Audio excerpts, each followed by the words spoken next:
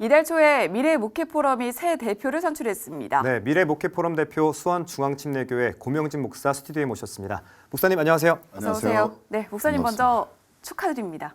글쎄요, 뭐 축하받을 일은 예. 아니고요. 어깨가 무겁습니다. 네, 뭐 5년 만에 다시 맡으신 거죠? 네, 그렇습니다. 네, 목사님께서 5년 만에 다시 임기가 시작됐는데 미래 목회 포럼이 한국교회 싱크탱크로 출범한 연합기관으로 알고 있는데 목회자분들이나 목사님들은 잘 알고 계시지만 잘 모르시는 시청자분들께 미래 목회 포럼이 어떤 기관인지 좀 소개해 주시면 좋겠습니다. 2003년도에 시작했습니다. 한국교회의 새로운 사역의 대안을 제시하고 또 미래의 사역을 미리 준비하기 위해서 우리가 붙인 이름은 아니고요. 네. 밖에서 띵커탱크라고 그렇게 붙였습니다.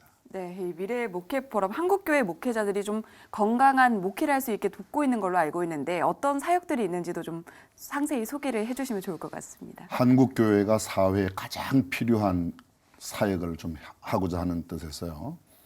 교회가 사회 이슈에 대해서 성경적인 가치관을 제시하고 또 목회자들의 목회 현장의 고민들을 해결할 수 있는 여러 가지 사역들, 또 목회 현장에 곧바로 적용할 수 있는 프로그램이나 이런 것들을 세미나나 컨퍼런스를 통해서 함께 나누는 사역을 감당해 왔습니다. 네, 목회자분들께서 연합해서 하다 보니까 그 연합 기관의 역할을 톡톡하게 하고 있다 이런 평가가 있는데 목사님 보시기에는 어떻습니까? 그동안 그런 면이 있었고요. 또 좀 나약한 부분도 있었고요. 이제 새롭게 내년도부터 네. 다시 한번 미래목회 포럼의 본연의 자세를 회복하고 또 감당해야 할 사역을 더 열심히 하려고 생각합니다. 네, 지금 현실상 뭐 작은 교회는 물론이고요. 중견 교회들도 어려움을 겪고 있는 게 좀 현실이잖아요. 중견 교회를 살리기 위한 다양한 노력들을 하고 계신 걸로 알고 있는데 어떤 노력들을 하고 계시나요? 교회의 가장 어려움은 교회의 본질을 상실하였기 때문이라고 생각해요. 네.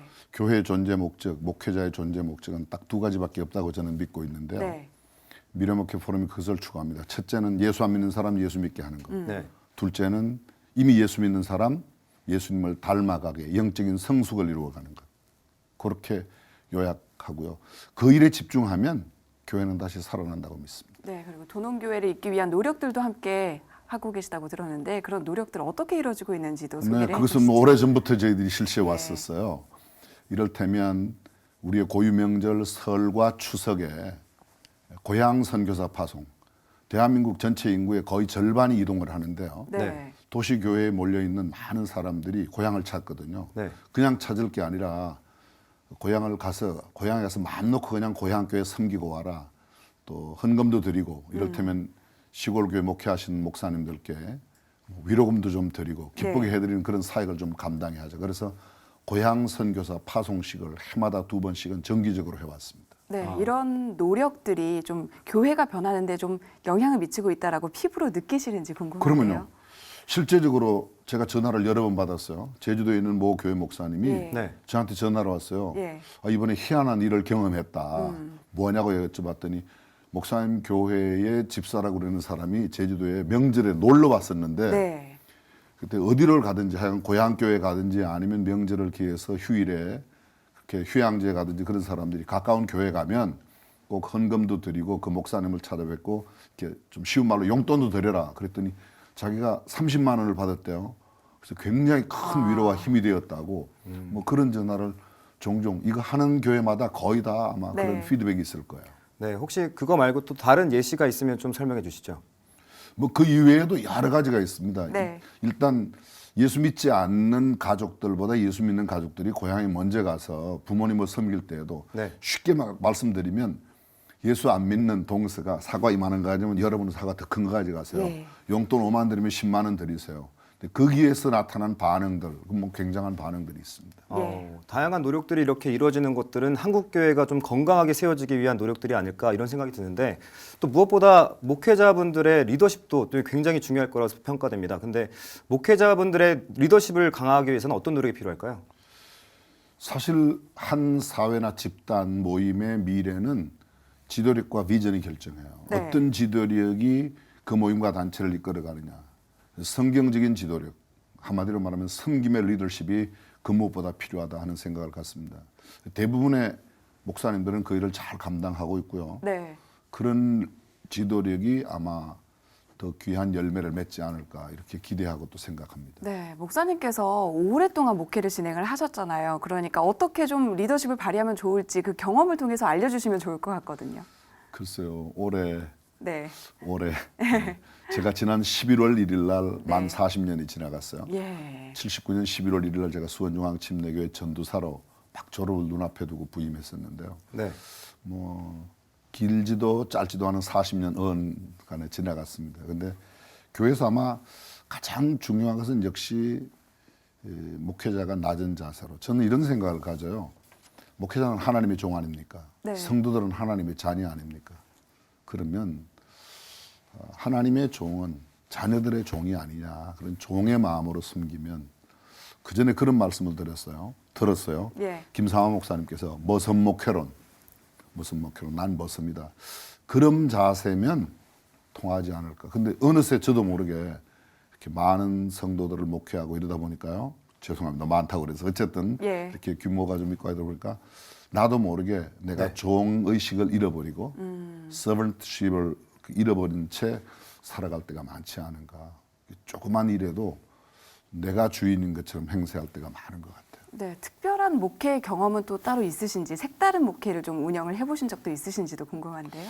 글쎄요, 뭐 색다르다기보다는 예. 제 사역의 목표는 제가 원하는, 남들이 저를 불러주기를 원하는 게요. 예담 소원. 예담 목사이지만 예담 목사는 없고 지금 세상에 예수님 닮기를 소원하는 목사다. 네. 그냥 그런 식으로 알려졌으면. 그래서 사역에도 우리 교회 많은 그 사역들이 예담 중고등학교, 예담 대학, 뭐 예담 어린이집, 예담으로 예수님 예. 닮.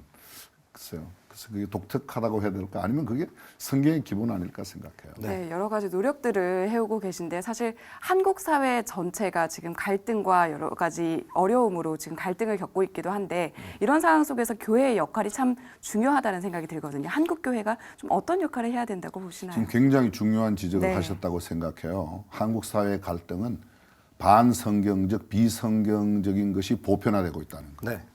성경이 명백하게 죄라고 말하는 것에 대해서 성경적인 외침, 또 선언, 때로는 저항, 때로는 제대로 된 이야기를 해야 된다. 일례를 들면 인권이라는 미명 속에 반인권적인 요소들이 너무 많거든요. 예. 또 그다음에 자살에 대해서도 마찬가지입니다. 네. 자살을 미화한다든지 이런 것들. 근데 이런 일에 대해서 정말 성경적인 이야기를 제대로 소리를 내고 또 교회가 외쳐야 된다는 생각을 갖죠. 네, 그런 역할들에 대해서 미래 목회 포럼에 대한 계획이 있다면 어떤 게 있을까요? 미래 목회 포럼 첫 번째 우리가 해야 될 일은 저는 이렇게 생각이 들어요. 한국 교회 목회 현장에 도움이 되는 미래 목회 포럼이 돼야 된다. 네. 두 번째로 한국 사회 내에 이렇게 아주 풍만해 있는, 팽배해 있는 반성경적, 비성경적인 것에 대한 학술적인 포럼이나 실제적인 것들을 지적해내고 그것을 알리는 일을 해야 된다고 생각하고요. 예. 한 걸음 더 나가서 미래 목회 포럼 아닙니까? 네. 미래 그러면 이 차세대를 생각지 않을 수 없죠. 네. 근데 지금 현재 뭐 잘 아시는 대로 소위 58년 개띠가 유명하다고 그러는데요. 예. 그 유명해요. 왜 유명하냐? 베이비 부머 시대 가운데서도 가장 많은 출산율이 58년도야. 59년도 그때가 거의 100만 육박했어요.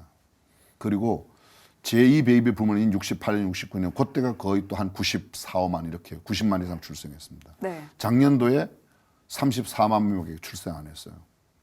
쉽게 말하면 작년도, 왜 작년이라고 이야기하는가 하면 네. 58년도가 작년도의 환갑 딱 만 60년 됐어요. 그럼 작년에 태어난 사람들이 만 60년이 될 때 앞으로 네. 그때는 지금 현재 지금의 보금화율을 그대로 유지한다고 해도 네. 34%밖에 안 돼요. 쉽게 말하면 58년생 100명 모이던 교회는 앞으로 60년 뒤에 가면 34명 모이는 겁니다. 그렇죠. 전제가 있어요. 보금화율을 유지할 때. 네. 잘 알다시피 60년대, 70년대 또는 80년대까지 해서 그 시대에 보금화율이 거의 20% 육박했어요. 지금 대학교 보금화율이 한 3, 4%밖에 안 돼요. 그렇게 따진다 그러면 58년 100명 모이던 사람들은 앞으로 60년 지난 뒤에 아마 한 6명, 7명 정도. 네. 이건 아주 심각한 문제. 그 저출산의 문제가 가장 큰 문제고 네. 미래 세대의 보고만 문제가 이게 아주 시급한 문제다 이런 생각을 했습니다. 네. 미래 목회 포럼 그거 해야 돼요. 네. 네. 마지막 질문인데요. 미래 목회 포럼을 이제 앞으로 운영하실 때 어떤 계획을 갖고 계신지 또 임기 동안에 어떤 기도 제목을 갖고 계신지도 궁금한데 그거에 대한 포부와 함께 말씀해 주시면 좋을 것 방금 같습니다. 말씀드렸던 이런 내용을 구체적으로 잘할 수 네. 있도록 한국 교회가 마음을 모아야 된다. 저는 가능하다고 생각해요. 우리가 교파, 교단, 때로는 종단을 넘어서도 미래 목회 포럼이 할 수 있는 일. 이를테면 환경을 깨끗하게 하자. 그게 무슨 불교 유교가 있습니까? 네. 그 환경을 깨끗하게 하자. 인권 문제를 제대로 세우자. 네. 여기에 무슨 종파, 무슨 장로교, 감리교, 침례교, 성결교 이거 따질 필요가 없습니다. 네. 그러니까 이런 문제 모두가 다 마음을 모을 수 있는 문제, 환경 문제라든지 방금 인권 문제라든지 그다음에 뭐 노인 문제라든지 네. 아동 문제, 그죠? 저출산 문제 해결에 이게 무슨 종교 종파를 따질 게 아니지 않습니까?